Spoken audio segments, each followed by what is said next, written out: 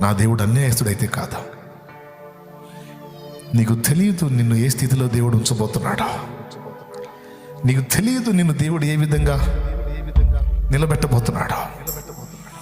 అది జరిగిన నాడు నీకు అర్థమైంది నేను చెప్పింది ఏందో.